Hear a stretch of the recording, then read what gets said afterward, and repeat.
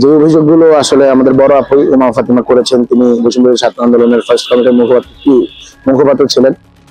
আমার মনে হয় যে না, উনি অনেকগুলো অভিযোগ করেছে। ওই অভিযোগগুলো যৌক্তিক অযৌক্তিকতা নিয়ে তো পরে কথা হবে। শুরু কথা হলো গিয়ে বৈষম্যবিরোধী ছাত্র আন্দোলনকে উনি কতটা ধারণ করতেন, লালন করতেন।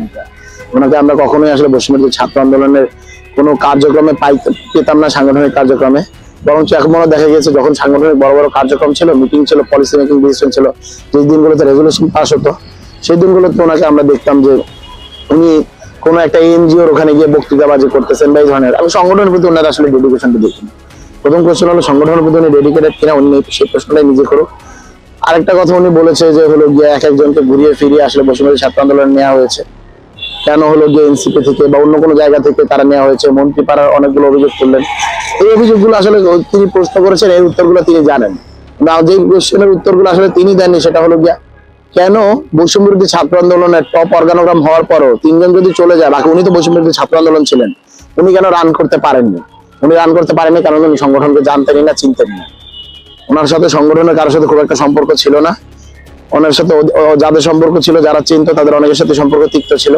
বিশেষত একজন পুরুষ সহকর্মী, নির্বাহী কমিটির একজন মিটিং এর ভিতরে একজন পুরুষ সহকর্মীর গায়ে উনি হলো গিয়ে দৃষ্টিভাবে আঘাত করার পরে, গায়ে হাত তোলার পর থেকে হলো গিয়ে এই দূরত্বটা আসলে বেড়ে যায় সবার সাথে।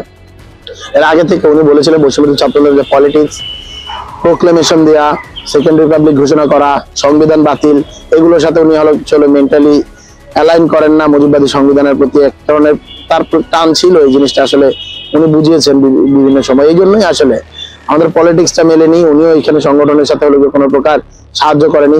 যারা সাংগঠনিক তাদের তো একটা কাজ রয়েছে, সে তার মতের সাথে মিলুক বা না মিলুক, সংগঠনের আকারে হলো যেটা ফাইনাল রেজলিউশন পাস হবে সেইটা হলো তার স্ট্যান্ড। তিনি ব্যক্তি আকারে বড় হতে চেয়েছিলেন, হয়েছেনও দেখা যাচ্ছে। এই জন্যই আর এছাড়া যে অ্যাডভান্টেজটা উনি অনেক বেশি পাচ্ছেন, যে নারীদের নেতৃত্ব দেওয়ার জায়গাটা, মানে আমি জানি না যে এখানে নারী নেতৃত্ব আসলে অনেকেই ছিলেন, আমরা ওনাকে এনেছি সংগঠনের বেটারমেন্টের জন্য। আমরা ভেবেছিলাম উনি বেশ ডেডিকেশনের সাথে কাজটা করবেন। দায়টা আসলে আমাদের 158 জন সমন্বয়ক যারা আসলে ওনাকে চুজ করেছিলাম, সব মিলিয়ে আর কি। তা ওনার প্রতি আমার আসলে অভিযোগটা নাই। উনি আসলে কিছু কিছু জায়গায় অনেক বেশি ট্যালেন্টেড মানুষ। দীর্ঘদিন যাবত হলো রাজপথে ছিলেন। রাজপথে নারী হিসেবে যে ক্যাম্পাসে দু একটা পরিচিত মুখ ছিল, তাদের মাঝে উনি একজন। আমাদের মারাও যারা খেয়েছে তাদের মাঝে উনি একজন। আমরা বলবো যে এই যে অভিযোগের যে কাদা ছড়াছড়ি, আমি হয়তো এইগুলা বলতামও না পাবলিক স্পেয়ারে, আর যেহেতু কাদাটা শুরুতে আমার গায়ে লেগে গিয়েছে, আমার আসলে কাদাটা সরাতে হতো, এই জন্যই তাকে বলা। তাকে বলবো আপু, সব ভেদাভেদ ভুলে যাই। আপনার আমার প্রতি অভিযোগ যেমন রয়েছে, আমারও আপনার প্রতি অভিযোগ রয়েছে। আসলে এইসব অভিযোগের কাদা ছড়াছড়ি বাদ দিই, চলেন একসাথে কাজ করি।